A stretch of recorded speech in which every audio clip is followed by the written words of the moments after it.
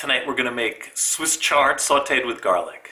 Okay, to make our Swiss chard, find a nice fresh bunch of Swiss chard. We're going to trim the end off, wash it, and then we're going to chop the stems separate from the leaves. And then all we're going to do is cook it with a little extra virgin olive oil, a little garlic, salt, pepper, and a squeeze of lemon. So what we want to do is separate the leaves from the stem, because the stems we're going to cook separately. We're going to chop them and cook them first because they take longer to get soft, and then we'll throw in the leaves after.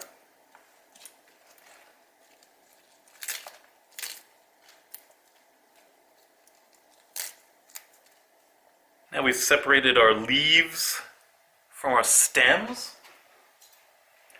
I'm just going to chop the stems into like 1 to 2 inch pieces like that. And we're going to cook these first.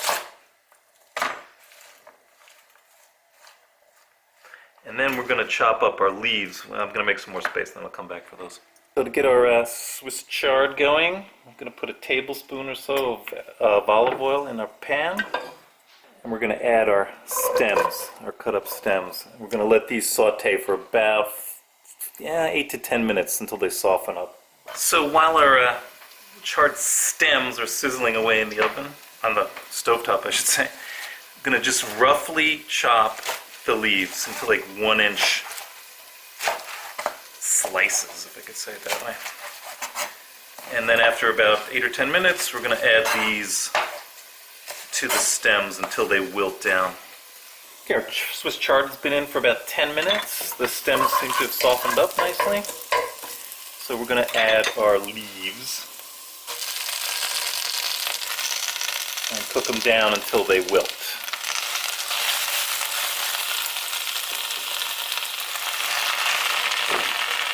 You can see I like to use a deep pan instead of like a frying pan or something for this, so there's more space to put more stuff in, and then it'll wilt down as we move it around. Should just take a couple of minutes.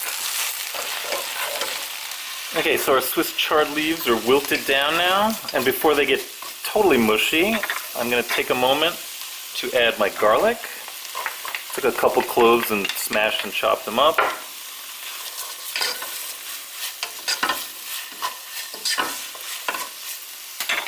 Going to add a little kosher salt. Just a pinch, a few grinds of pepper.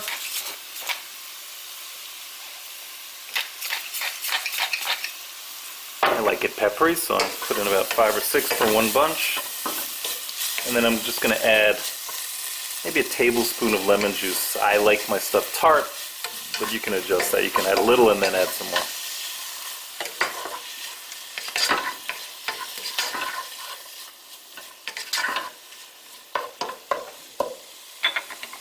You can actually take it off the heat now, but we don't want them to overcook. So I'm going to turn the heat off.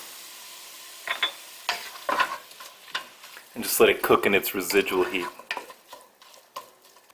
Okay, so here we have our Swiss chard. It's all sauteed down. And I'm going to serve it with some skirt steak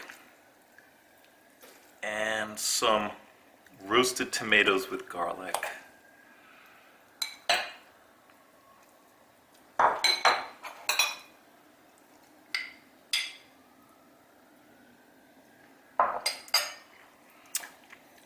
Here we go. Swiss chard, sauteed with garlic. Enjoy.